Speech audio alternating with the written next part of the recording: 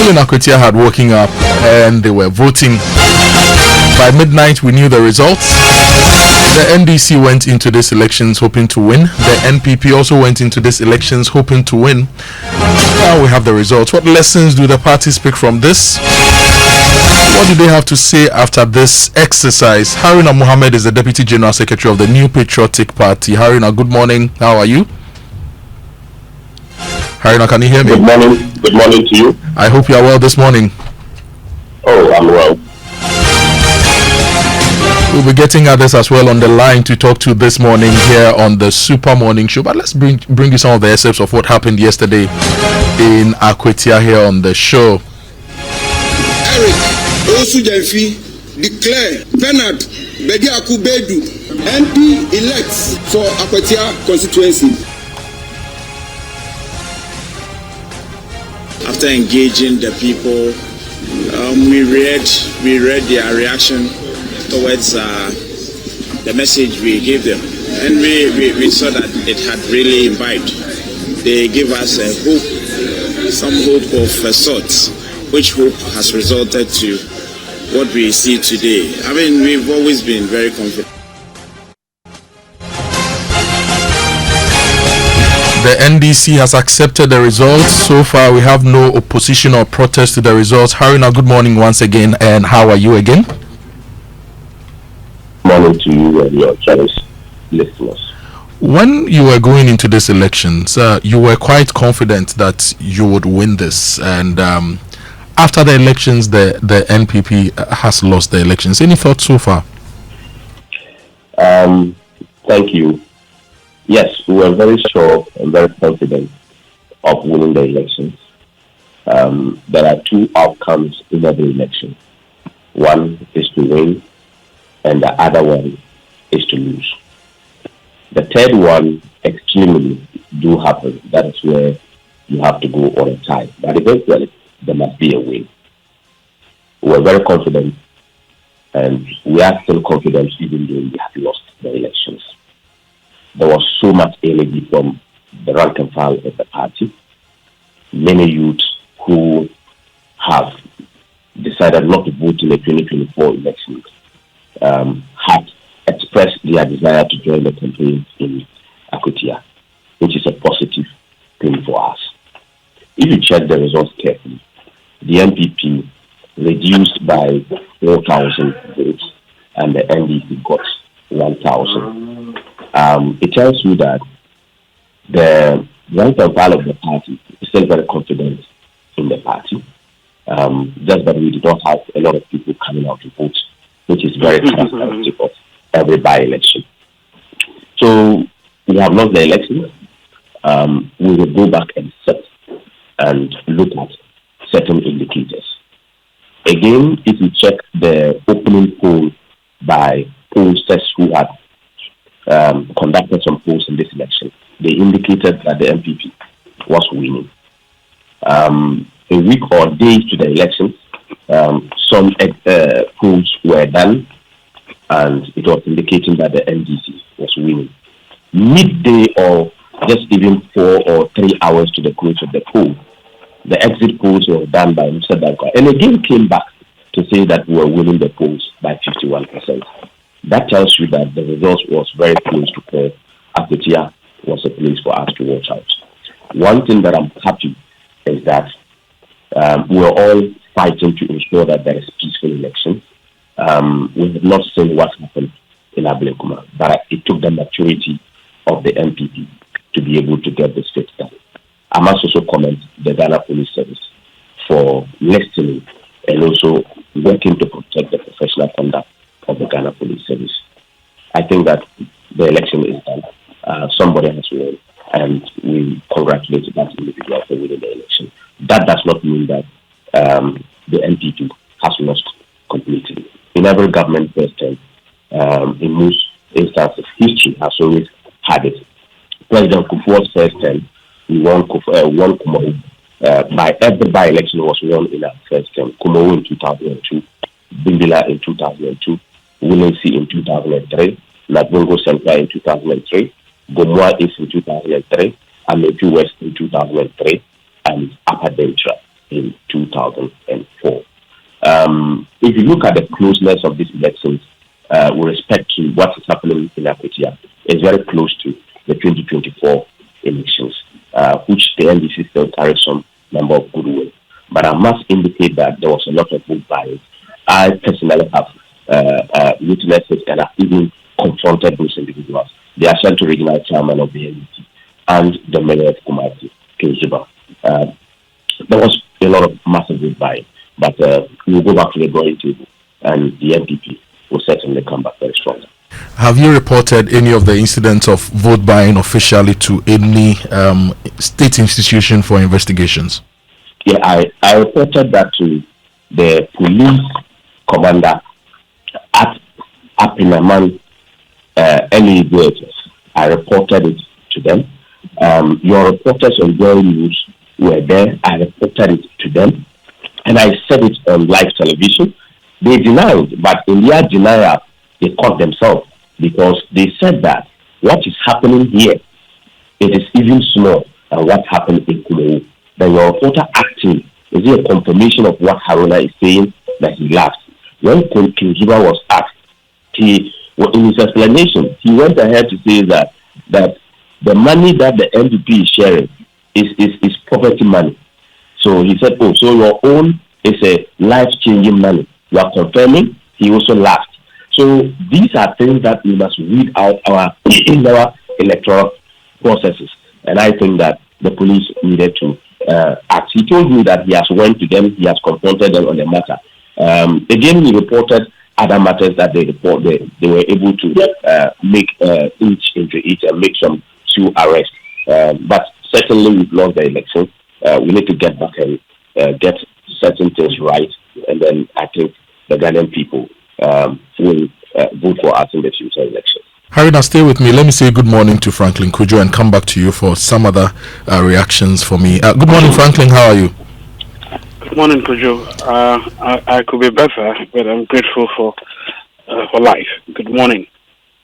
Good to hear your voice this morning. So you followed the Akwatia by-elections closely. Before the elections, you commented on the police's deployment. I also know that you have a problem with the way we conduct our elections and by-elections and the resources we commit to them. I'm coming to you for that, but let me go back to Haruna for this. Haruna, when the NPP lost the 2024 elections, you said your people didn't go out to vote. You've lost Akwatia. You said the NPP lost about 4,000 votes. The NDC gained about 1,000 votes. People in Akwatia were looking forward to step out there to vote and to retain the NPP and to give the NPP the vote yesterday, but you ended up not winning. This refrain that your people didn't go out to vote, does it not suggest that your party's capacity to organize and galvanize people lacks a bit of excellence, and that you must do better? I think that what you are saying is an opinion you are expressing, and I cannot say that what you are saying is not right, and I can also say it's wrong because it's not based on any factual or maybe evidential or some research-based input, which you are entitled to. But Haruna, the evidence is in the results of the elections. 2024 general elections, you said your people didn't go out to vote. Yes, you are speaking to an output. This is an output. And we have input, process, output. We have impact and outcomes. So if you are speaking about output, I agree with you. Okay? But certainly people coming out to vote is based on those persons' capability or those persons' reasons in going out to vote. You know that in elections there is apathy, what we call apathy. And you also know in by-elections in Ghana, there has always been low turnout of people coming out to vote. People have made travels because it is a by-election. This is something that has not been arranged. So many people may not be coming back to vote, aside people being available and refusing to vote on main elections. For by-elections, many people travel and they don't come. And if you check, like I stay in Accra, but I vote in Cudjoe. So if I don't see the need to go back, because it's not a national election, I might not go. So it also goes to feed into the fact that people might decide not to go out to vote, or people also decide, no, my businesses and what have you, this is not a national election, so I will stay and allow it to flip. And that is how by-elections have always happened in Ghana. It is not about the fact that we are not able to organize. I have just told you in my opening remarks how people were so energized. People that we have heard, people who have told us that they did not go out to vote in the 2024, expressing their desire in joining the campaign in Akwatia. And I think that the energy has been high. But we lost the elections, so we would go back and look at it. It's true, based on output, what we are saying, based on output value, you can say so. But I cannot test those variables, or I cannot test the output to link it to our inability to mobilize the people. We have a lot of people here, but the people that came in, the people that want to help us, certainly are not the people that is going to vote. And we did our part, but many did not come out to vote. And the factors that cause that is for us to look out and get these particular factors and address them. Haruna, please stay with me, but let me talk to Franklin now. Franklin, your general thoughts, general overview of the by-elections yesterday in Akwatia. Well, so first of all, good morning to my good brother on the other side. Well, initially I had my worries that the election was overly, shall I say, securitized, if you like, if we can borrow that word, because of the number of police officers that were mobilized. Well, as it turns out, maybe I think it's better to err on the side of caution rather than say we are sorry and then we'll do better next time. So I give that to the police, and I'm happy the military was not deployed as initially suggested. I don't know if it was the case, but whatever it is, we are happy that at least the security situation. I don't think people were actually prevented. People were in fear, and that because of the overly securitized nature of the process, they weren't going to vote. Which brings me to the question of, if you like, the strategy that I think the NPP needs to be looking at. Probably move away from certain narratives. That the last elections people stayed away. Well, true, people did stay away because obviously they didn't like the choices that they had. But it was more a verdict on the NPP's 8-year mandate that we gave them than everything else that the NDC must have enjoyed. You know, I mean, in war, if your men retreat, they retreat because probably they are going to be defeated, or because they fear that, or they think that it's better to run away today and then plan and execute much later. And I think they need to take a careful look at the strategy they've been adopting. Because now, clearly, I can understand my good friend's suggestion that, look, there's no conclusive scientific basis to suggest that, this refrain that people did not come out to vote because they didn't want to vote, is conclusive, but I think it is beginning to sound like a broken record, especially for Akwatia. That look, at least let's get to the drawing table, and then maybe just as they are planning to have their flag bearership raised by January, maybe after all of this, things will come to a head. But as it sits right now, I think it still looks as though the ruling government still has the ears and the hearts of the people, and I think the NPP needs to do a better do a better introspection and move away from certain narratives. I think some of the people who speak for them publicly as well must have some introspection, because some of the language and some of the things they say doesn't really bode well for their own survival. In any case, as I said this morning, it looks as if in today's Ghana politics, if you want to survive, you need a credible candidate, you need a sensible candidate, you need a candidate that promises reality-based solutions to our problems, and then you need a Musa Dankwa. Right. Why do the parties need a Musa Dankwa in this case? Well, as someone who probably I can, should should I use the word, join my loins together with his in being pilloried and in being colonized and being insulted for opinions and positions we hold. I am overly happy for the gentleman because I think when they started out, many thought, well, like in Ghana, they dismiss you, say all sort of things about you. What is a poll? I mean, obviously people's opinions and views. And then as expressed, if you don't like it, you say, look, listen, look, we disagree with you. To call him all kinds of names and then say it's an appendage of a political party, it's the least any sensible communicator, any sensible executive of a political party could actually do. We've moved away from those days where you just throw words around and all kinds of things. Musa Dankwa has cemented the notion that, look, yes, it's a science, it's an art. I may be wrong a few times, and I don't think he's been wrong many, many times, not at all. But at least when he's shown the light, yours is to follow. I must admit, though, that it can be quite annoying that you wake up every morning and Musa Dankwa's wall, he's just predicting things for you. And if you're not happy, you just have to, that's the work he's choosing to do. So whether he brings polls on the weeklies, whatever it is, look at the poll, do your own introspection, and move away. I mean, there's so many times that we have, we do executive polls for certain people. We don't publish our polls because we are not a polls organization. And almost every time when Musa checks with me, I say, well, let's see, you are right on course. So I think it is important that that part of the conversation is so important. People's opinions, people's views matter a whole lot.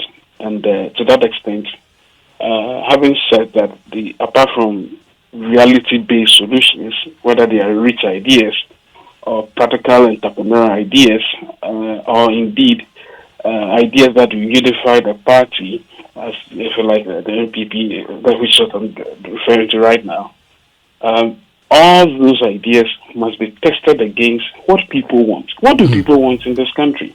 They want to understand that when the Black Stars budget is presented, there's a slash, $732,000 slash. How do you spend more money organizing just too much within Africa? Come on. And I believe that budget could even further be slashed. But when they see such things, when they hear such things, and they match it against what the last administration did, how much they spend in feeding people at the African thing?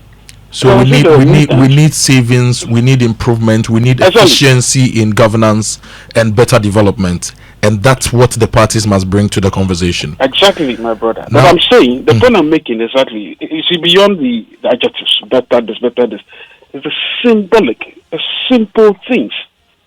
How do I ensure that when a minister says I'll send my audit whatever accounts, how do you call it, my property, whatever I have, to the Attorney General, I do it on time, even if it is a paper. If he doesn't do it, he gets sanctioned 4 months, 5 months. Even if there's no rule to do that, the president does that. These are optics that people want to be happy about. It's not. So asset declaration must be done. It must be done right. Must be done according to the law. Sure, agreed. Now, Franklin, before the elections, you've had a lot to say about by-elections. The fact that they cost the state a lot, the fact that the violence, the anxiety, and all that. And you've always held the position that we should review the way we do our by-elections. After Akwatia's success, what's your position now? Should we just go the same way, increase security, ensure peace, and ensure the people choose who they want? Or we should just say that, look, if the seat was for NPP and maybe the MP dies, like what happened in Akwatia, sadly, we should just keep it for the MPP, no election, so that we reduce the anxiety, we reduce the violence, we reduce the spend. How should we approach by-elections going forward with Akwatia as the reference point? Well, that's a great question. Initially, I suggested that, look, if it could be useful, we should just not have elections. That's just because of the nature of what had happened. But then other democracy activists will say, well, listen, look, let us also go in there and test our result. I think we are saying these things because We've seen the, overly expensive, if you like, very opaque nature of political funding, political activity funding. That's the reason why we are saying this. Apart from the fact that maybe there are few skirmishes as well, but clearly it's the fact that we don't have a true fidelity. We don't pay fidelity to our own cause or claim that we want to run efficient and corruption-free elections.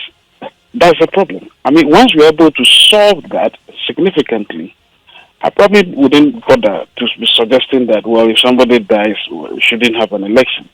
I think that advice came from the fact that, look, we expend too much energy, we dissipate too much funding. As my friend from the NPP is just saying, that he had all kinds of things, people claiming they are buying votes and all of that. Well, and maybe these are the reasons why we need to look again at a referendum election. By the way, I will never support state funding of political parties. It should never happen. Otherwise, we end up like Mali, out of a million. I'm just using million as a proxy, but there are so many political parties that spring up. So I think it is important. There's a subject you love, my brother Cudjoe. You love the subject as well. Let's go back to let's make time to have this conversation. Yeah. Thank you so much, Franklin. But Haruna, if you are still with me, Akwatia is done. The NPP is preparing to choose a flag bearer in January. What is your strategy now, and what should Ghanaians expect from our main opposition party as you hold the government accountable to govern better? Thank you. Before I go to answer or respond to your question, Franklin mentioned that there was no military deployment. I have been at the ground. Military was there throughout a certain election day, and we questioned even the police why the military has been around and running around with the elections programs.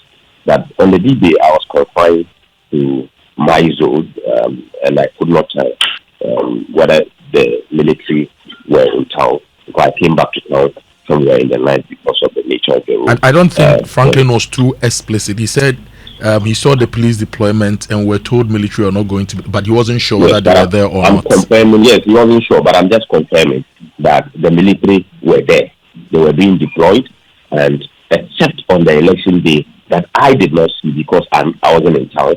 I was assigned to a certain zone where I was working, but we have been with the military here. Even at a point in time, they were even searching people's cars on the stretch between Kade and Winchi. So this was being done. We officially complained to the police on some of this particular deployment. Again, he mentioned about the choice that the people made a decision because of whether either it could be the choice of the flag bearer, whether that is the candidate, that was he said. The choice of the people themselves is what is superior to the person that you present. So I don't think that it was because of the choice of the flag bearer. It was because the people have made their mind to make a different decision, and they did so. And you also mentioned that we need a Musa Dankwa. Rhetorically, is it that the NDC is working with Musa Dankwa? Because you don't need a poster to win. You only need people with credibility to make their decisions, like he said, so that you interrogate the decisions and what they have said, so that you can make certain things right to be able to get it. But you don't need a poster to be with you as an MPP.